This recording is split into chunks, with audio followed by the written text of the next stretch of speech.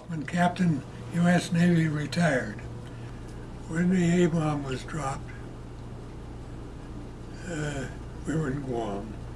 There was quite a celebration. People that had any firearms fired them off, and so on.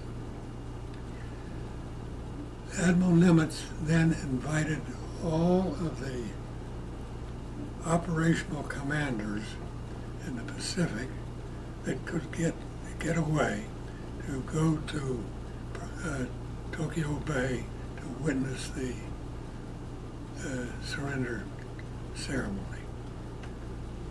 Admiral Nimitz took his flag lieutenant with him, and Admiral Lockwood took me with him. And we were the only two younger aides that went to that ceremony.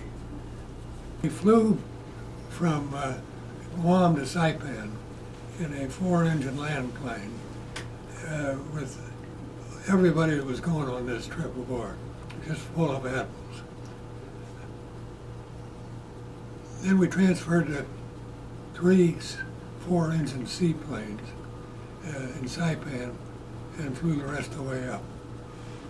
The airplane that I was in addition to my boss, Admiral Lockwood, had an admiral named Richmond Kelly Turner.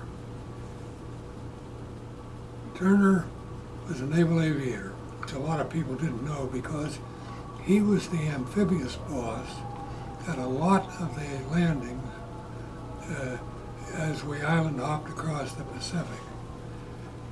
And when we got up to Iwo Jima, where he had been the amphibious landing boss, he took the controls of the airplane and we circled around him once while he took a look to the rest of us, and then on up to Tokyo Bay. A number of ships of the fleet had come into Tokyo Bay, including a submarine tender. When we landed, Admiral Lockwood and I went over to the submarine tender and stayed there overnight.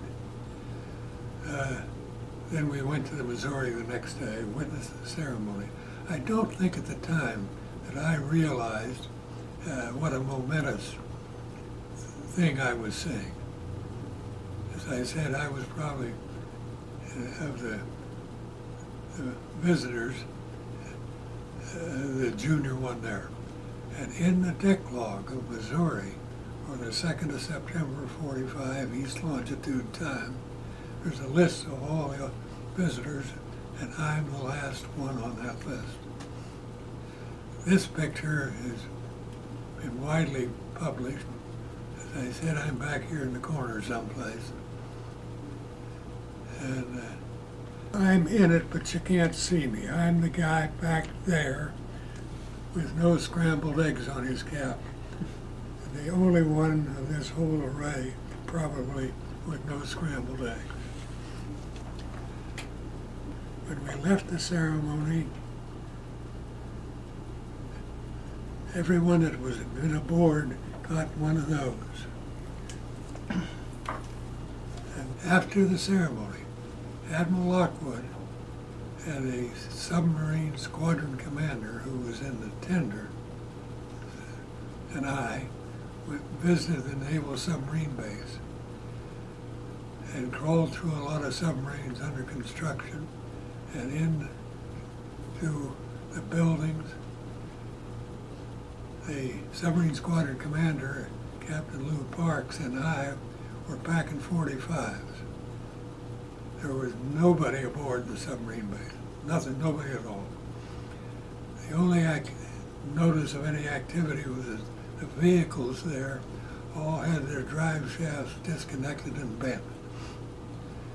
When we would go into a building, Admiral Lockwood would walk up to a closed door, pull it open, and we fully expected he was going to get his face blown off. Of course, nothing happened. We didn't see anybody, and then back to the tender, and the next day back to Guam.